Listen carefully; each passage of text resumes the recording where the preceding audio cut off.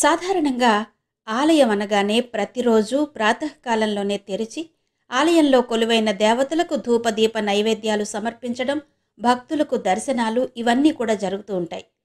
అయితే అతి అరుదుగా ఎక్కడో కొన్ని ప్రత్యేక ఆలయాలు మాత్రం సంవత్సరానికి ఒకసారి లేదా కొన్ని నెలలకు ఒకసారి తెరవడం, ఒకరోజు లేదా కొన్ని రోజులు పూజలు దర్శనాలు జరిగిన తర్వాత మళ్ళీ మూసివేయడం జరుగుతుంది.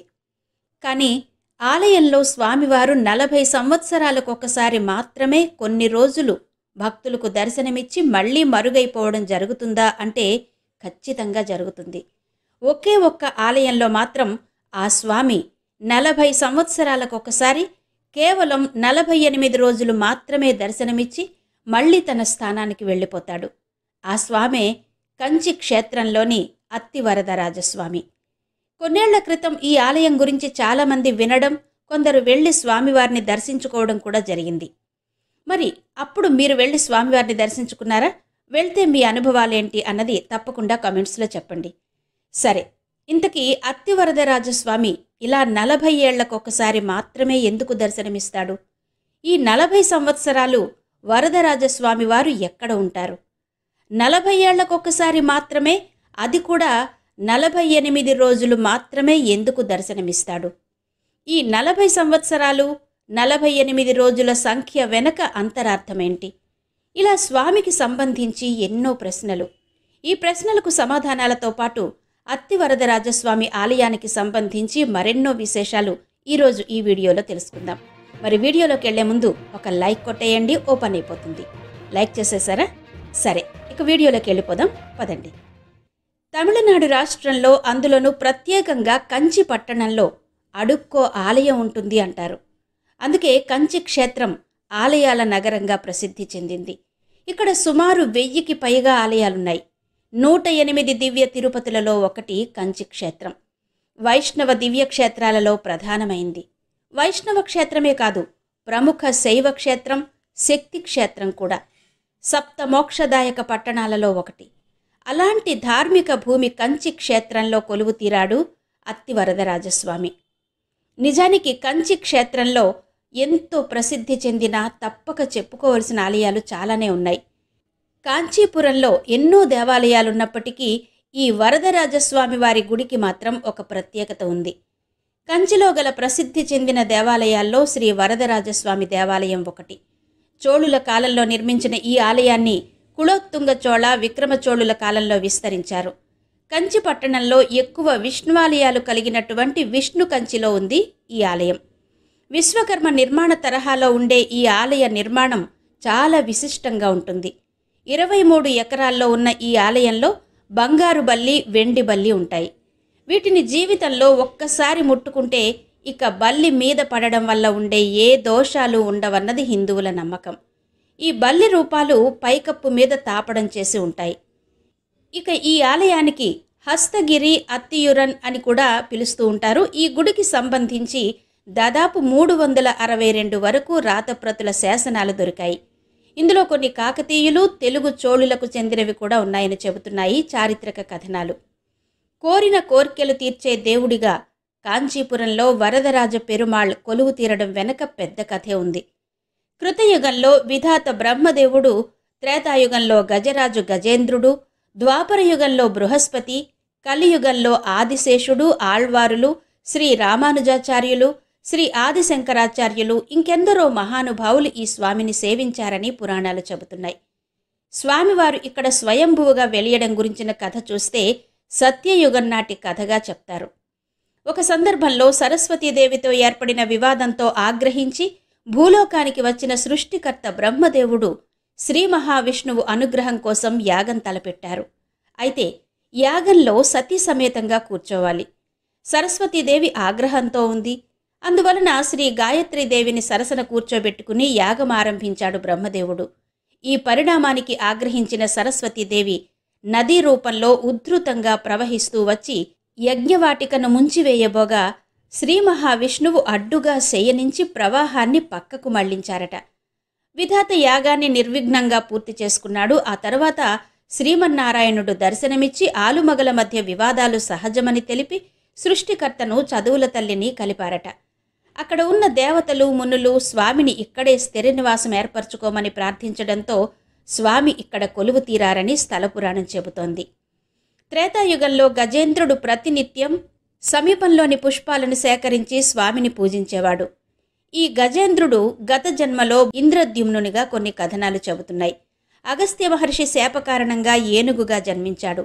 పూర్వజన్మ వాసనతో శ్రీ వరదరాజస్వామిగా కొలువైన మహావిష్ణువును నిరంతరం సేవిస్తూ ఉండేవాడు. ఇక గజేంద్ర మోక్షం కథ మనందరికీ తెలిసిందే కదా.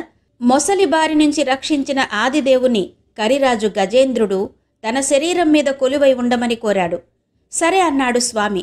గజేంద్రుడు కొండగా మారాడు. అందుకే ఈ ఆలయం ఉన్న కొండ ఏనుగు రూపంలో కనబడుతుంది.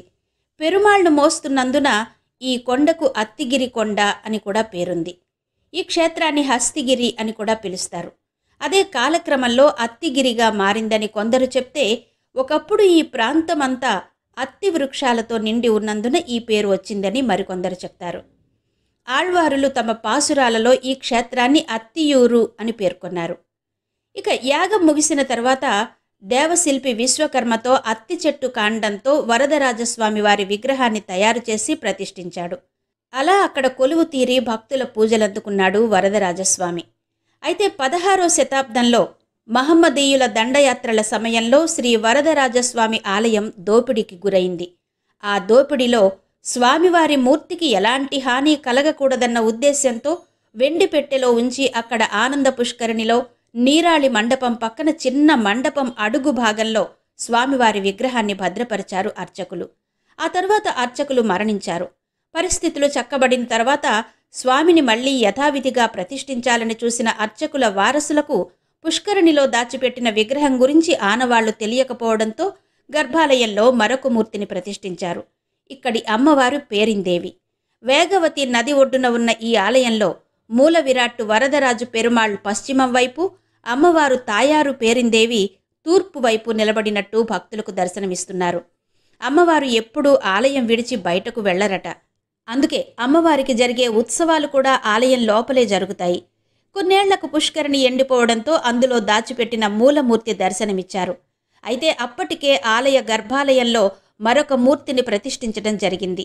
ఒకే ఆలయంలో ఇద్దరు మూల విరాట్లు ఉండడం ఆగమశాస్త్రం ప్రకారం నిషిద్ధం కాబట్టి ఈ అత్తివరదరాజస్వామి మూర్తిని 48 రోజుల పాటు పూజలు చేసి మళ్లీ యథావిధిగా వెండి పెట్టెలో పెట్టి కోనేరు జలంలో భద్రపరిచారట.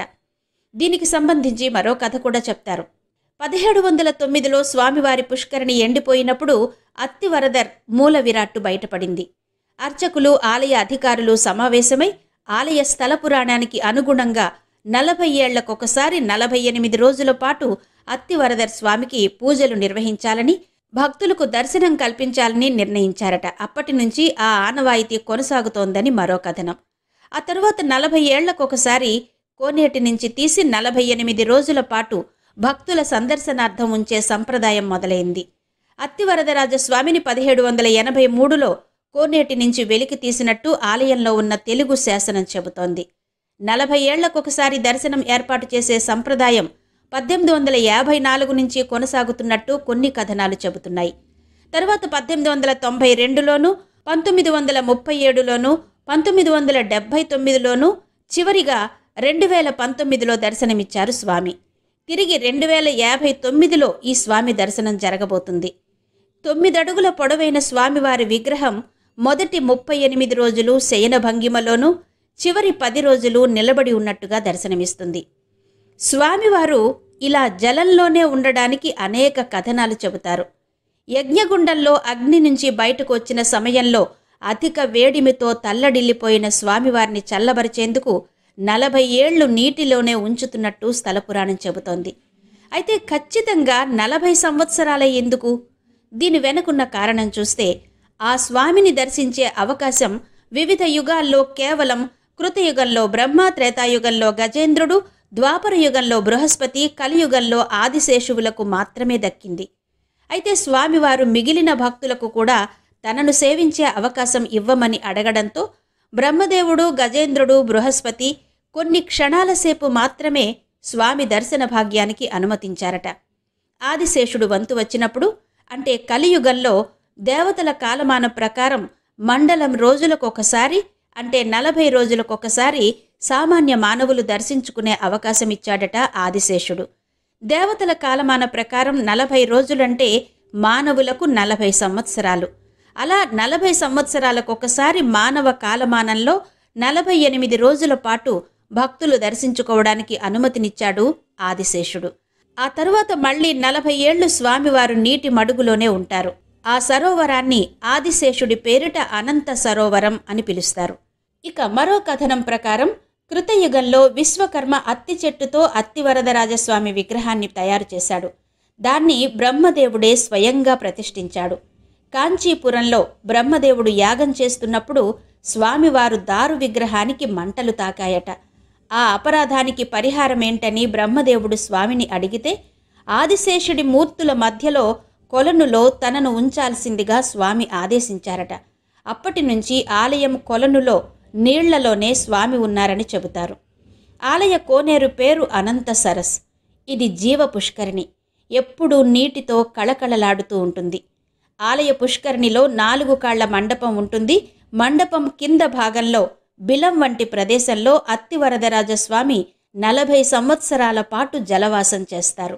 ఇక వరదరాజస్వామి వారి ఆలయ నిర్మాణం విషయానికి వస్తే సుమారు 25 ఎకరాల స్థలంలో ఉండే ఈ ఆలయాన్ని తొలుత కంచి పట్టణాన్ని పాలించిన పల్లవరాజు 2వ నందివర్మ సాధారణ శకం 8వ శతాబ్దంలో నిర్మిస్తే ఆ తరువాత చోళరాజులు పూర్తి స్థాయిలో అభివృద్ధి చేశారని శాసనాలు చెబుతున్నాయి.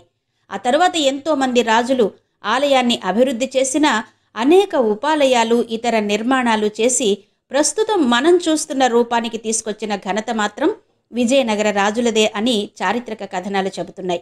ఈ ఆలయంలో తమిళ, తెలుగు, కన్నడ శాసనాలు కనబడడం విశేషంగా చెప్తారు.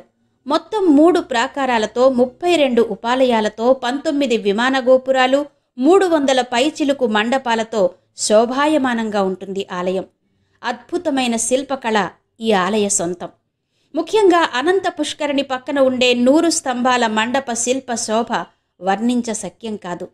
ఒకే రాతితో చెక్కిన గొలుసులు, కూర్మ సింహాసనానికి దిగువన అమర్చిన తిరిగే చక్రాలు, స్తంభాలకు చెక్కిన రామాయణ మహాభారత సన్నివేశాలు అద్భుతంగా ఉంటాయి. ఈ కంచి వరదరాజస్వామి ఆలయంలో మొట్టమొదట శ్రీ నారసింహులు, రామానుజులు, ఆళ్వార్లు సన్నిధులు, 3వ ప్రాకారంలో కొలువు తీరిన శ్రీ పేరిందేవి అమ్మవారిని దర్శించిన తర్వాతే వరదరాజ పెరుమాళ్ దర్శనానికి వెళ్ళాలి.